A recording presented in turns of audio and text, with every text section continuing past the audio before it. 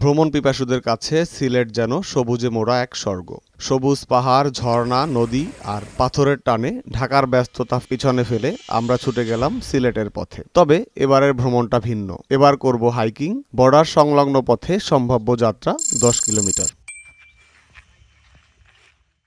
রাতের বাসে লম্বা পথ পাড়ি দিয়ে ভোরে পৌঁছাই সিলেটে। এরপর প্রথম কাজ শক্তি সঞ্চয় করা। চলে গেলাম সিলেটের ঐতিহ্যবাহী পানসি রেস্তোরাঁয়। সেখানে খিচুড়ি আর মুরগির স্বাদে জমে ওঠে দিনের শুরুটা। নাস্তা শেষে সিএনজিতে চড়ার বাজার। সাধারণ এক গ্রামীণ বাজার, তবু ভ্রমণের শুরুতে এক কাপ গরম চা যেন মনটা চাঙা করে দেয়। তারপর শুরু বাস্তব হাইকিং। প্রথম গন্তব্য উৎমাছড়া। মাত্র কয়েক মিনিটের পথ পেরিয়ে পৌঁছে মনে হলো প্রকৃতি যেন লুকিয়ে রেখেছিল এক নীরব সৌন্দর্য। ঠান্ডা পানি, পাথর, পাহাড়ের ছায়া, সব মিলিয়ে এক মুগ্ধকর পরিবেশ।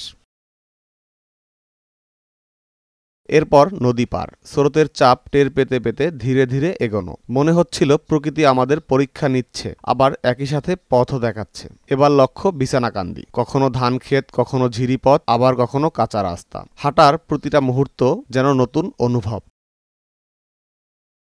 মাঝপথে পড়ে উৎমা খেলার মাঠ। সেখানে স্থানীয় শিশুদের সরল হাসি আপনাকে কিছুক্ষণ থামিয়ে রাখবে। চলতি পথে দুপাশে সীমান্ত, এক পাশে বাংলাদেশ, অন্য পাশে ভারত। তারপর তুরংছড়া। ধীরে ধীরে পথ কঠিন হয়, কিন্তু সৌন্দর্য বাড়ছে বহুগুণ।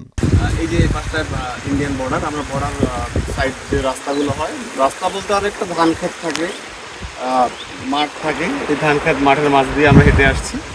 আমাদের এভাবেই হাঁটতে হবে আরও 4 ঘন্টার মতো। 4 ঘন্টা হাঁটলে আমরা পৌঁছে যাবো বিছনাকান্দি। পথ হারিয়ে ঢুকে পড়লাম স্থানীয় জনপথে। সরু পথ, ঘরবাড়ি আর ফসলের ক্ষেত। বিকেলের দিকে অবশেষে দেখা মিলল কাঙ্ক্ষিত বিছানাকান্দির। সবুজ পাহাড়, নীল স্বচ্ছ পানি আর পাথরের উপর বয়ে চলা ঝর্ণার ধারা আমাদের ক্লান্তি মিলিয়ে দেয়। দৃষ্টির শেষ সীমানা পর্যন্ত শুধু পাথর আর পাহাড়।